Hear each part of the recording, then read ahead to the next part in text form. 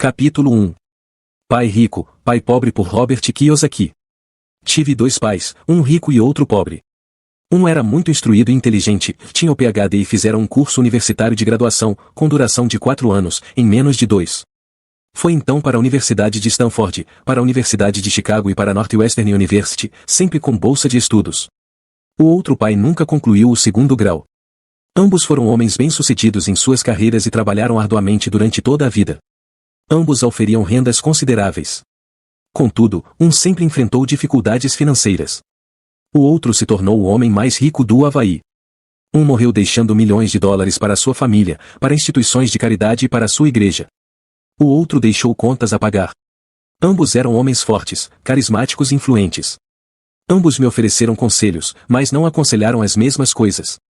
Ambos acreditavam firmemente na instrução, mas não sugeriram os mesmos estudos. Se eu tivesse tido um único pai, teria tido que aceitar ou rejeitar seus conselhos. Tendo dois, tive a escolha entre pontos de vista contrastantes, a visão de um homem rico e a visão de um homem pobre. Em vez de aceitar ou rejeitar simplesmente um desses pontos de vista, me descobri pensando mais, comparando-os e escolhendo por mim mesmo. O problema é que o homem rico ainda não era rico e o homem pobre ainda não era pobre. Ambos estavam no início de suas carreiras e lutavam por dinheiro e família. Mas eles tinham ideias muito diferentes sobre o dinheiro. Por exemplo, um dos pais dizia: o amor ao dinheiro é a raiz de todo mal. O outro: a falta de dinheiro é a raiz de todo mal. Quando garoto, a influência de dois pais, ambos homens fortes, era uma situação complicada. Eu queria ser um bom filho e ouvia, mas os dois pais não falavam a mesma língua. O contraste entre suas ideias, especialmente no que se referia ao dinheiro, era tão extremo que eu ficava curioso e intrigado. Comecei a pensar profundamente sobre o que cada um deles dizia. Muito do meu tempo era gasto refletindo, fazendo-me perguntas como o porquê ele fala isso, a respeito das afirmações dos pais. Teria sido muito mais simples falar sim, ele está certo. Concordo com isso.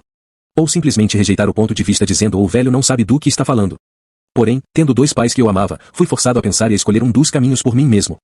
Esse processo de escolher por mim mesmo se mostrou muito valioso no longo prazo, não se tratou simplesmente da aceitação ou da rejeição de um único ponto de vista. Uma das razões pelas quais os ricos ficam mais ricos, os pobres, mais pobres e a classe média luta com as dívidas é que o assunto dinheiro não é ensinado nem em casa nem na escola. Muitos de nós aprendemos sobre o dinheiro com nossos pais. O que pode dizer um pai pobre a respeito do dinheiro para seu filho? Ele diz simplesmente: fique na escola e estude muito. O filho pode se formar com ótimas notas, mas com uma programação financeira e uma mentalidade de pessoa pobre. Isso foi aprendido pelo filho em sua tenra idade. O dinheiro não é ensinado nas escolas. As escolas se concentram nas habilidades acadêmicas e profissionais, mas não nas habilidades financeiras. Isso explica por que médicos, gerentes de banco e contadores inteligentes que tiveram ótimas notas quando estudantes terão problemas financeiros durante toda a sua vida.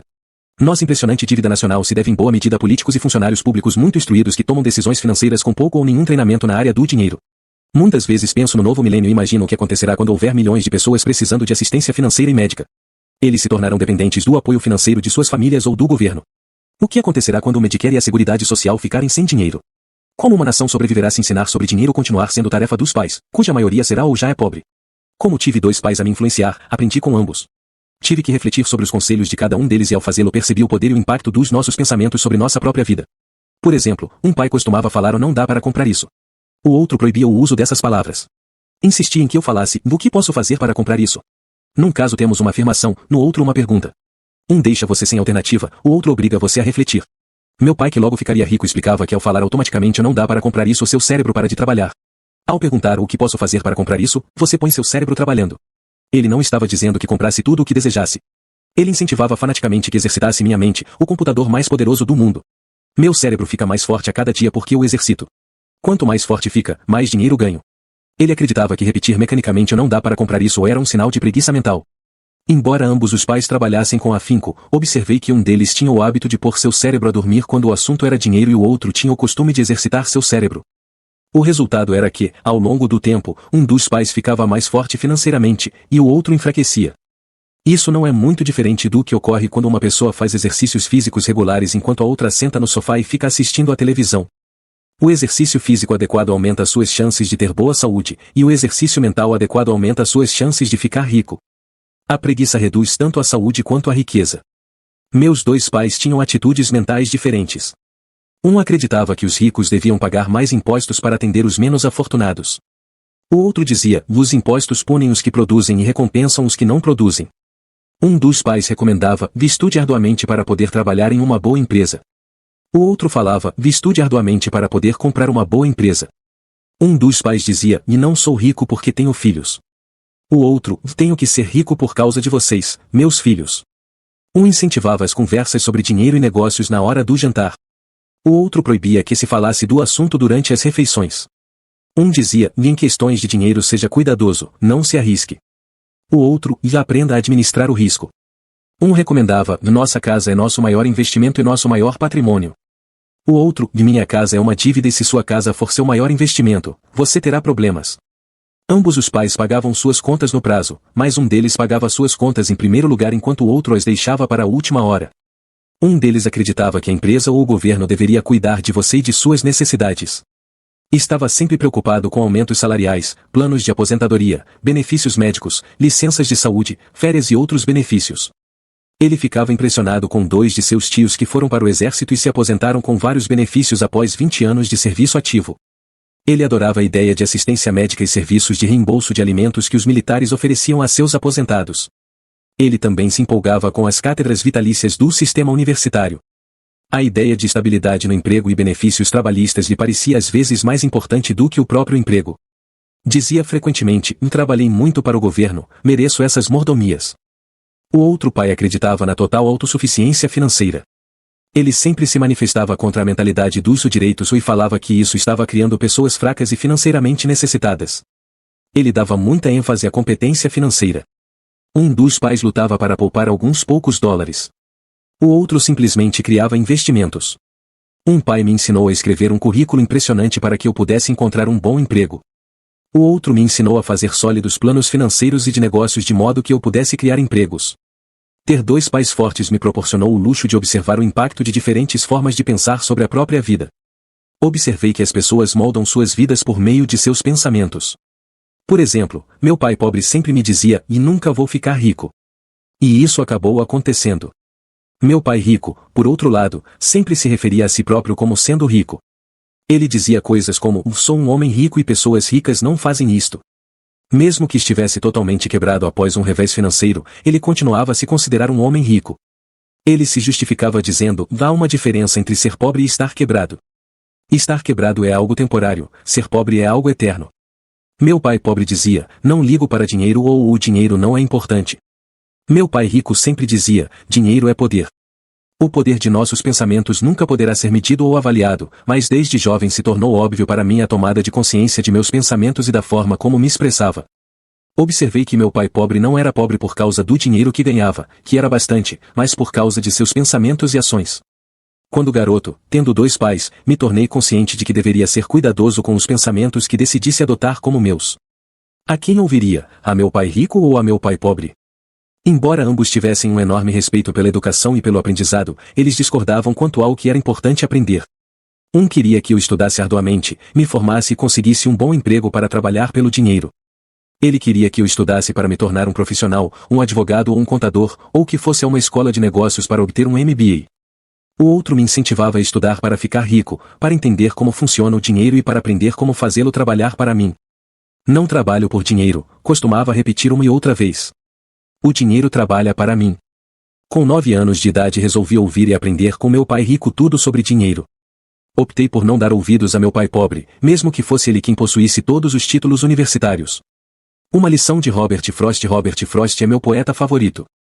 Embora goste de muitas de suas poesias, a minha preferida é The Road Not Taken. Quase todos os dias recorro às suas lições. Tradução da poesia. O caminho não escolhido. Num bosque amarelo 2 caminhos se separavam, e lamentando não poder seguir os 2 e sendo apenas um viajante, fiquei muito tempo parado e olhei para um deles tão distante quanto pude até que se perdia na mata, e então segui o outro, como sendo mais merecedor, e vendo talvez melhor direito, porque coberto de mato e querendo uso embora os que por lá passaram, os tenham realmente percorrido de igual forma, e ambos ficaram essa manhã com folhas que passo nenhum pisou. Oh, guardei o primeiro para outro dia. Embora sabendo como um caminho leva para longe, duvidasse que algum dia voltasse novamente. Direi isto suspirando em algum lugar, daqui a muito e muito tempo, 2 caminhos se separaram em um bosque e eu escolhi o menos percorrido e isso fez toda a diferença. Robert Frost, 1916. No correr dos anos pensei muitas vezes no poema de Robert Frost. Ao escolher não dar atenção aos conselhos e atitudes quanto a dinheiro de meu pai muito instruído, tomei uma decisão dolorosa, mas foi uma decisão que determinou o resto de minha vida. Com a decisão de quanto a quem dar ouvidos, teve início minha educação sobre dinheiro. Meu pai rico me deu lições ao longo de um período de 30 anos, até que cheguei aos 39 anos de idade. Suas lições pararam quando ele percebeu que eu conhecia e entendia plenamente o que ele estava tentando martelar na minha cabeça, às vezes, bastante dura. O dinheiro é uma forma de poder. Mais poderosa ainda, entretanto, é a instrução financeira. O dinheiro vem e vai, mas se você tiver sido educado quanto ao funcionamento do dinheiro, você adquire poder sobre ele e pode começar a construir riqueza. O motivo pelo qual o simples pensamento positivo não funciona é porque a maioria das pessoas foi à escola e nunca aprendeu como o dinheiro funciona, e assim passam suas vidas trabalhando pelo dinheiro. Como comecei com apenas 9 anos, as lições que meu pai rico me ensinou foram simples.